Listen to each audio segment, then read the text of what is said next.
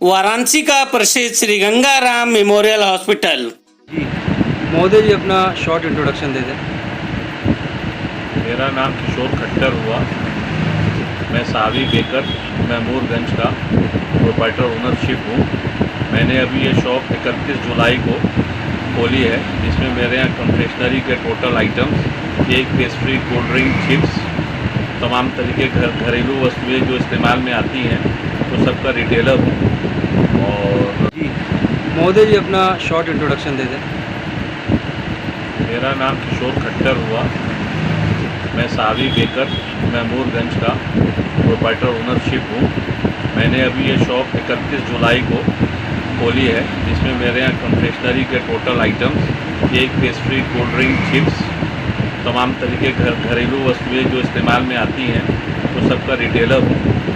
और ज़्यादा मैं क्या बोलूँ सर अगर संक्षेप के साथ।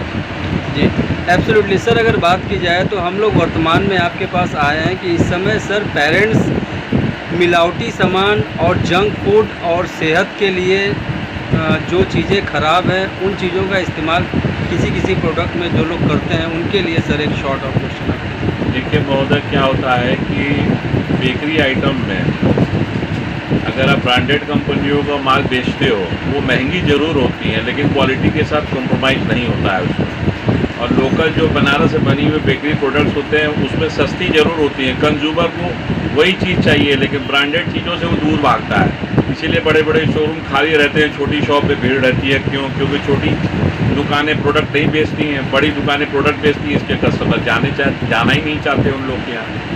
इसीलिए आप बनारस में किसी भी मोड़ पे चले जाइए, किसी भी ब्रांड को देख लीजिए, बड़े बड़े शोरूम खाली हैं, उसी वही लोकल प्रोडक्ट पे चले जाइए, उनके यहाँ भीड़ है। ये तो कंज्यूमर को खुद ही सोचना पड़ेगा मुझे आगे के लिए क्या करना है। सर अगर देखा जाए तो आप बिज़नेस में एक जाने माने प्रतिष्ठित व्यक्तित्व में आते हैं।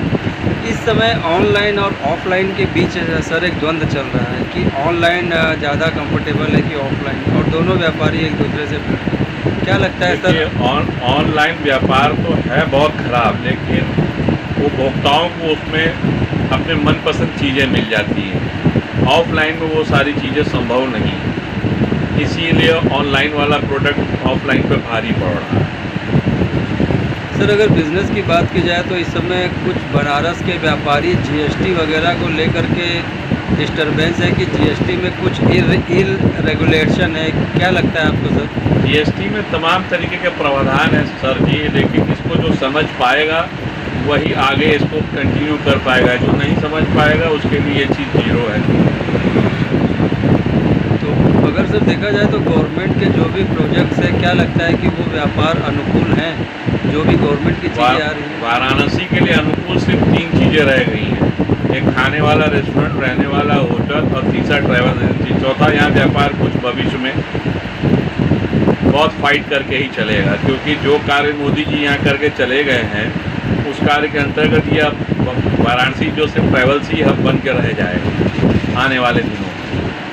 और ट्रैवल्स का मतलब सिर्फ 3 चीज़ें होती है: खाना, रहना और घूमना। दैट्स ऑल, और कुछ नहीं। सर अगर वाराणसी टूरिज़्म की बात की जाए तो बड़ा ज़बरदस्त उछाल देखने को मिल रहा है। क्या लग रहा है? Tourism, Varanasi tourism. ये तो मैंने पहले ही आपको बता दिया महोदय कि 3 चीज़ के लिए ही काशी अब जाना चाहेगा: रहना, खाना और घूमना। खाने वाला रेस्टोरेंट, रहने वाला होटल और घूमने के लिए गाड़ियाँ। That's all. रहना, खाना, घूमना हो गया ट्रैवल्स का बिजनेस। सर जहाँ तक हम लोग की जानकारी है कि आप बच्चों को कुछ मैनेजमेंट्स की जानकारियाँ भी देते हैं, टिप्स भी देते हैं।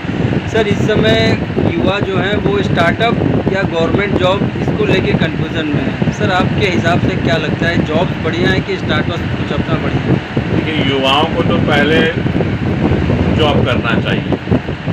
क्यों करना चाहिए? ताकि उनको पहले ये भविष्य में आने वाली चुनौतियों का उसमें सामना करने को मिलेगा।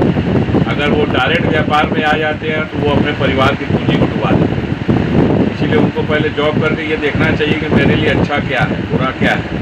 जॉब में उनको तमाम तरीके की बातों से रूबरू होना पड़ेगा, जो कि व्यापार में नहीं हो पाएगा। जॉब में भी आपको 12 से 13 घंटा दूसरों को देना और अपने काम में भी देना। तो अपने काम में तब आना चाहिए जब आप मार्केट में तजुर्बा सब ले चुके हो, तब आप जॉब में आइए, तब आपको दिक्कत नहीं होगी। डायरेक्ट अगर आप जॉब करने छोड़ करके आप अगर जॉब करते हैं युवा लोग तो उनको परेशानी का सामना करना पड़ेगा, क्योंकि उनको जानकारी कुछ नहीं रहती कि व्यापार को किस तरीके से चलाया है। नौकरी में ये चीज़ शुरू से समझाई जाती है, ये प्रोडक्ट 10 का है तो हमको 11 में कैसे बेचना है, 12 में कैसे लेके जाना है, कंज्यूमर को कैसे टाई अप करना है। व्यापार में अगर डायरेक्ट ही आप करेंगे तो फेल हो जाएगा, क्योंकि जानकारी कुछ नहीं है।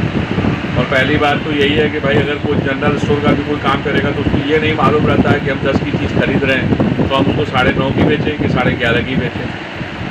ये उसको समझते समझते ही जब वो समझेगा तो 4-5 साल डूब जाएगा, तब तक वो पूंजी उसकी खत्म हो जाएगी खत्म। पहले उसको जॉब ही करना चाहिए युवाओं को, साल 1.5 साल 2 साल करके ही उनको समझना चाहिए कि हमें आगे के लिए क्या करना है। सर एक अंतिम सवाल, सर विपक्ष ऐसे दावे कर रहा है, आरोप ऐसे लगा